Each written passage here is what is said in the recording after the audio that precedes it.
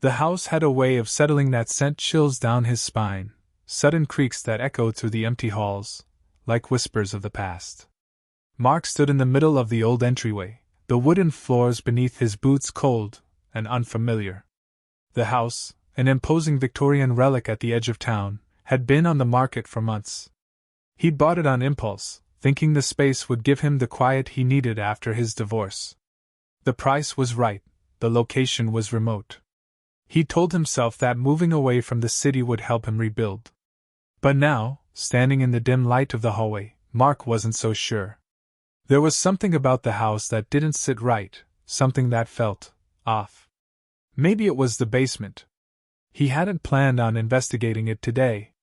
He had just finished unpacking boxes in the main rooms, nothing too exciting. It wasn't until he noticed the strange dampness creeping from beneath the door that his curiosity got the better of him. The smell of musty earth was thick in the air, like something had been buried here long ago. He tried the door. It creaked open, revealing a set of narrow stairs descending into darkness. His hand hovered above the light switch as he hesitated. There was no reason to be afraid. It was just a basement, after all. But the unease gnawed at him. With a deep breath, he flipped the switch. The basement light flickered to life, casting weak yellow shadows over the stone walls. His boots hit the first step, followed by the next, until he was standing at the bottom, gazing into the musty, cluttered space. Shelves lined the walls, filled with old boxes and forgotten furniture, a disorganized mess that looked like it had been left untouched for decades. That was when he saw her. The woman was sitting in the far corner, her back against the wall, arms folded across her chest as though she were waiting. The instant Mark laid eyes on her, his blood ran cold. She was too still, too strange. Her features were human, if not for the shimmer of something unnatural in her eyes, something almost luminescent. Her hair was long and silver, woven with strands that caught the light in strange, metallic glints. For a long moment, neither of them spoke. Mark's pulse quickened, a part of him telling him to turn around, to leave, to go back upstairs where it was safe. But he couldn't move. He didn't know what held him there, but something, compulsion perhaps, kept his feet planted firmly on the floor. "Who are you?" His voice was sharp, unsure whether he was addressing the woman or his own racing mind. Her lips curved into a small smile, though her eyes remained intense, unreadable. "You know me." Mark blinked. "I don't think I do." "You're my husband," she replied, voice soft, but her words held an unsettling certainty. "Under galactic law, you are my husband." Mark's heart stuttered. "What are you talking about? I'm not. I don't have a wife." The woman's smile didn't waver. "You do now." He took a step back, a dry laugh escaping his lips. "Is this some kind of joke? I don't know you, and I don't know what you're talking about with this galactic law nonsense. I think you've got the wrong." Her eyes flashed, a sudden intensity that stopped him cold. There was no fear, no hesitation in her gaze. Only a calm, inevitable certainty. "I assure you, Mark, you don't have the luxury of forgetting. You've been chosen. You are my husband, and now you will fulfill your role." His throat tightened as the words hit him. He opened his mouth to speak again, but nothing came out. His thoughts scrambled for logic. None of this made sense. It was a joke. It had to be. But something in her stare, something cold and ancient, told him it wasn't. The woman stood, the smooth grace of her movements unsettling in its fluidity. She stepped closer, her presence filling the small basement, pushing the air out of the room. Mark fought the urge to back away. "What do you want from me?" His voice cracked, fear rising in his chest despite his attempt to stay calm. "You know what I want," she said softly, her lips curling into something that was far too serene for comfort. "You've always known. You just haven't remembered." She reached out a hand to him.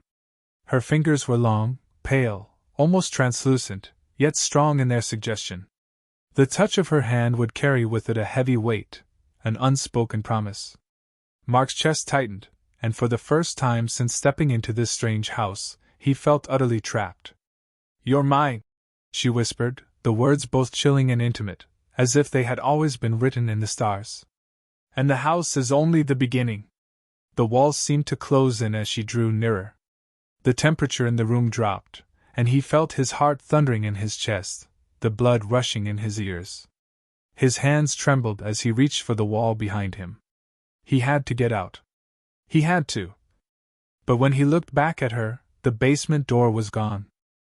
Mark's pulse thudded in his throat, his breath shallow as he stared at the woman in front of him.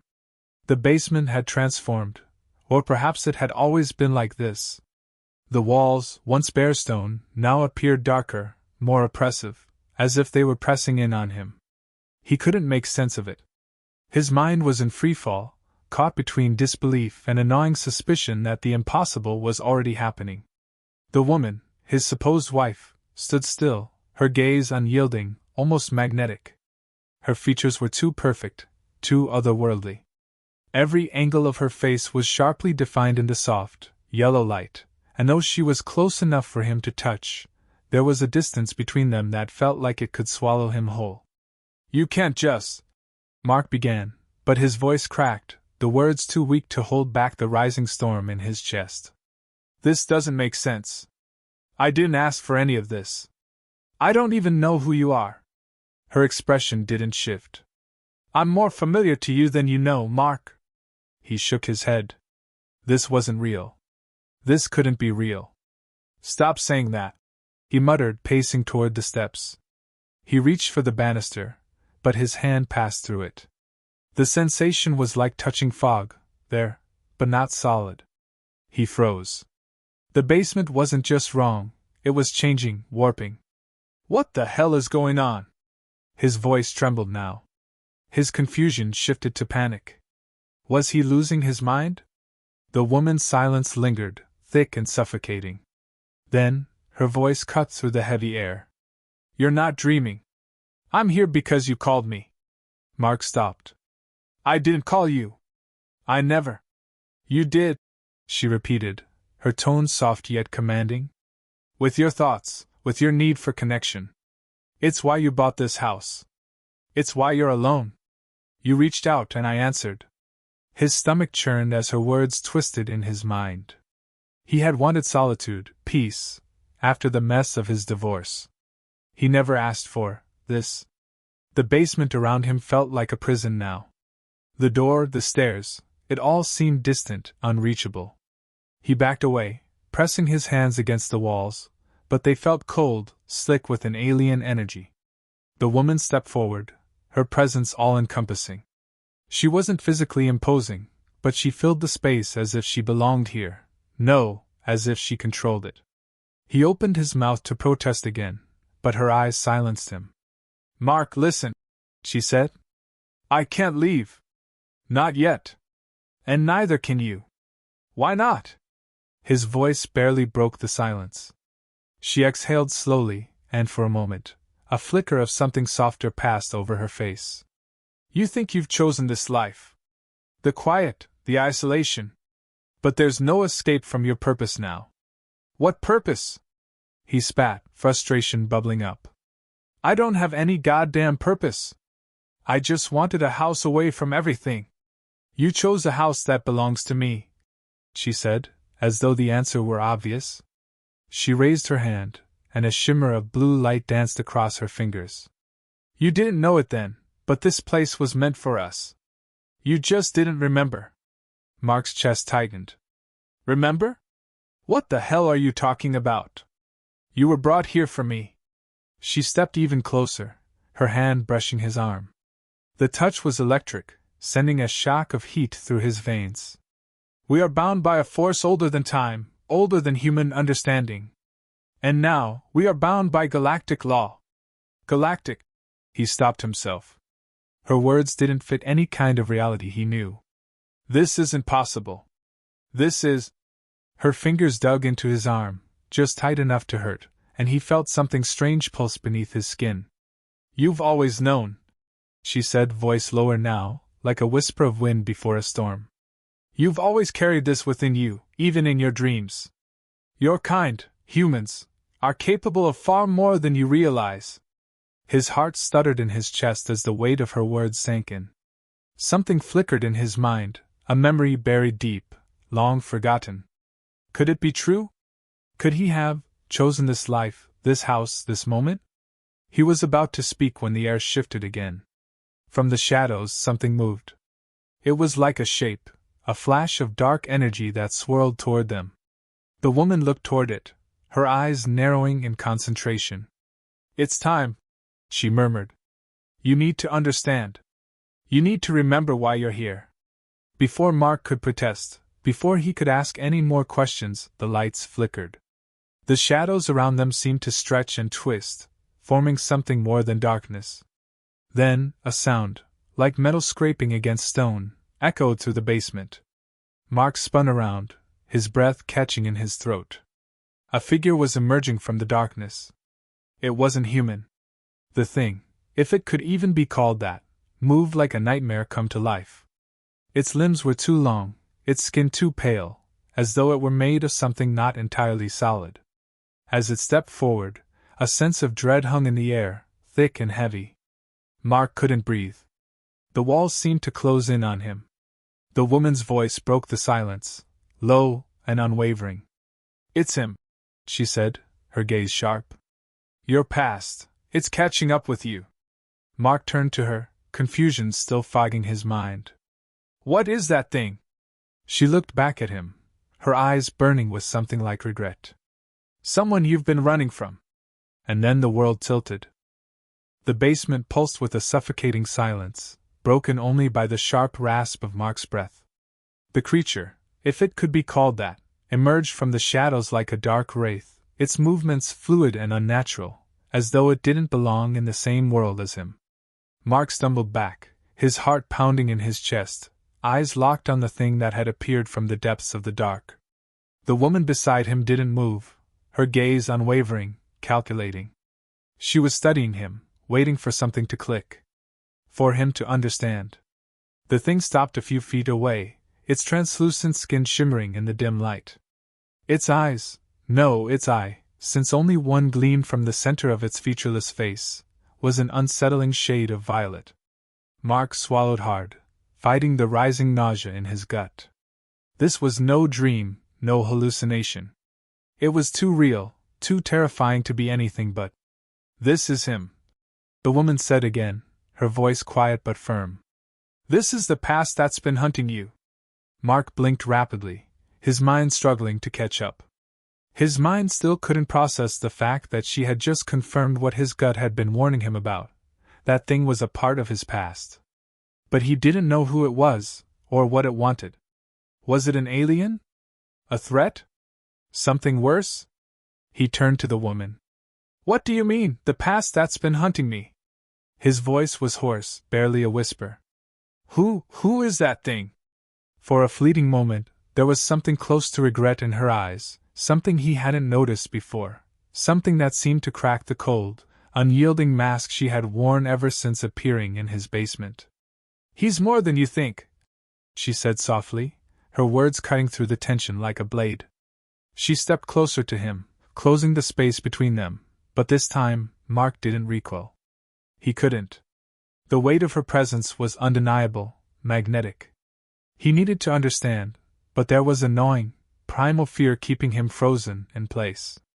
"You'll remember soon enough." Mark's pulse quickened. Soon enough? Wasn't it already too late? The creature in front of them was like a living nightmare, and here she was, acting like this was all some twisted game, waiting for him to remember. But remember what? "Why are you doing this?" Mark demanded, his voice breaking, the question scraping against the walls of his chest. "I don't know you, and I sure as hell don't want anything to do with that thing." The woman's lips curled into a faint, almost sorrowful smile. "You don't know me, Mark. But I've always known you." Her gaze never wavered from his face as she reached out, the pads of her fingers lightly brushing his cheek, a shock of warmth spreading where she touched. "I've watched you. I've waited for you. All of this house, the distance, the loneliness you crave, this was the only way." He blinked, his mind spinning. "Waited for me?" The words tasted bitter on his tongue, and the reality was beginning to shift in strange ways. Could this woman have been following him? Did she orchestrate his isolation, his need for distance? For something more? His thoughts spun, chaos roaring in his skull. The creature in the shadow stirred, its violet eye narrowing, its presence shifting like a threat tightening in the air. Mark's heart pounded as he turned to it, then back to her. "What the hell does that thing want with me?" he asked through gritted teeth, his fear turning to anger. "You brought it here. This is your fault." The woman didn't flinch at his accusation. She took a step closer, her figure seeming to shimmer, as though her very presence bent the light. "I didn't bring him here, Mark. He's been here before." Mark felt the air around him grow thick, the walls of the basement closing in on him. The creature's eye never left him. He could feel its intent, like fingers brushing against the back of his mind, unsettling and alien. "What does that mean?" "Before?" Her voice softened. "Before you ever knew this house. Before you thought you could escape. You're bound to it, Mark. To him. To me." The truth, or whatever she had just said, landed like a punch to his gut. His legs trembled. The room tilted slightly, the floor beneath his feet seeming to hum with an unnatural energy. "What the hell are you talking about?" But the woman didn't give him an answer, at least not immediately. She stepped back, letting the air settle between them. "I am your wife, Mark. By law. By bond. You've known it all along." The words were like ice water splashed against his skin. He recoiled as if physically struck, his gaze flicking between her and the creature. "No," he said, his voice cracked, disbelieving. "You're not. This is insane. I don't even know your name." She didn't flinch. Her eyes, however, burned with a steady intensity. "You will," she replied, a quiet certainty in her voice. "And so will he." Mark could feel the walls press in on him again, the room narrowing into an inescapable tunnel. The creature advanced, its silhouette growing taller, and Mark knew in that moment, beyond any doubt, that there was no way out. He was trapped. The woman stepped toward him, placing her hand on his chest, and for a moment, everything was still. The creature halted its movement, and even the very air seemed to freeze. "You can't run from this anymore, Mark," she whispered. Her eyes never wavered. "This is your life now. We are your life." A noise broke the silence, distant and rhythmic. A sound that could have been a footstep. A heartbeat. Mark's breath hitched. This wasn't just a house anymore. It was a prison. The silence in the basement pressed against Mark like a vice, the weight of it thick, suffocating. His breath came fast, shallow, the air too cold around him, every muscle in his body tense with uncertainty. He wasn't sure whether to run or confront the woman standing before him, the woman who claimed to be his wife, and the creature, whose violet eye bored into him like a thing alive with its own fury. Her words hung in the air, still reverberating. "We are your life now." Mark's heart hammered in his chest, his gaze flickering between her and the creature. The basement, once just a place of storage, now felt like a labyrinth with no way out.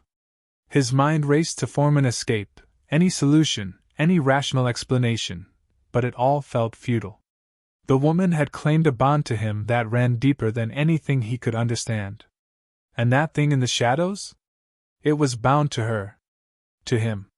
"Why now?" Mark's voice cracked, torn between anger and desperation. "Why didn't you tell me before?" Her eyes softened, just for a moment, but the edge of resolve never left her. "You weren't ready," she replied, almost apologetically. "You had to find your way here, Mark.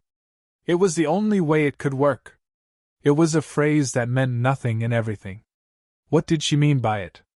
And why had his life led him to this moment, to this house, to this woman?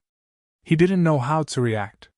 His mind was a blur, a storm of questions, and all he could do was clutch at whatever fragments of the truth he could salvage. "I don't understand. You've been watching me this whole time, waiting for me to come back?" Her eyes met his, her gaze so intense that it nearly stole his breath away. "Not just watching, Mark. Waiting. For you to remember, to understand. To finally see what's been hidden for so long. A shiver ran through him, the depth of her words chilling him more than the damp air of the basement ever could. Hidden? What's been hidden? The question escaped before he could stop it, raw and vulnerable. She stepped closer, her presence overwhelming, her gaze like a brand pressed into his skin. Everything. Everything you think you know about your life, your reality, is a lie. A lie we've been carefully crafting, piece by piece. Your whole existence has been manipulated to prepare you for this. His chest tightened, but before he could respond, the creature shifted again. Its violet eye narrowed, and Mark could hear the faintest sound, like a growl, a hum, growing from deep within the creature's chest. It was more than just a monster, it was a signal, a warning. But of what? The woman didn't look away. It's not just him, Mark. We're bound together. I've known you longer than you know yourself. And he's part of the reason you were chosen. Mark shook his head, fighting against the wave of confusion crashing over him. Chosen for what? You still haven't told me what any of this means. I can't tell you everything. Not yet. But I can show you. Her voice dropped to a whisper, intimate, coaxing. I can show you what you are, what you were meant to be. A shudder of realization raced up his spine. Mark's gaze flickered toward the creature again, its monstrous form now barely distinguishable from the shadows. It was patient, waiting for something. For him? For her? The woman moved toward him, her hand rising to rest gently on his chest. Her touch was warm, sending heat through his body, but also a strange pulse, like an echo of something older, buried deep inside him. You'll understand soon enough, she murmured. When you remember what it feels like to be part of something larger than yourself, you'll see why it had to happen this way. His chest tightened, but it wasn't just fear. It was the promise of something impossible. His instincts screamed at him to pull away, but his body betrayed him, every muscle tense yet reluctant to retreat. There was something undeniably right about the way her hand rested on his chest, the way her presence felt like a gravity he couldn't escape. Mark's mouth went dry. You're not answering my question. Why do I feel something for you? I don't know you. You do, she interrupted, her voice firm, but still tender. You do know me, Mark. On a level you don't understand yet. You've always known. You just haven't been able to see it. But you will. I'll help you see. Mark shook his head again, the words just out of reach, slipping through his fingers like water. His body felt too heavy, the weight of her presence pulling him down. The creature's growl deepened, and a wave of cold, sharp fear shot through him. It was moving closer now, its glowing violet eye almost burning into him. Mark could feel the pressure building inside his chest, like a dam waiting to break. The world felt like it was shifting beneath him, the house groaning in protest, as if the walls themselves were beginning to close in. His pulse raced, and for a moment the room seemed to blur. Mark wasn't sure if it was his mind or the house itself distorting his vision. All he could focus on now was the feeling of the woman's hand on his chest, and the creature, looming in the shadows. They were linked, the three of them, by something beyond understanding. I won't run from you, he said, the words escaping before he could stop them, his voice low and thick with the realization of what was happening. A slow, knowing smile curled at the corners of her lips. I didn't expect you to. You were always meant to stay, Mark. To be with me. To become one of us. Mark's stomach twisted as the full weight of her words settled on him. One of us. His breath caught, and in that moment, he knew that he wasn't just standing in the basement of a house anymore. He was standing at the threshold of something larger than life itself, something that would change him, change everything. Before he could say another word, the creature lunged forward, its violet eye blazing with an intensity that seared through the darkness.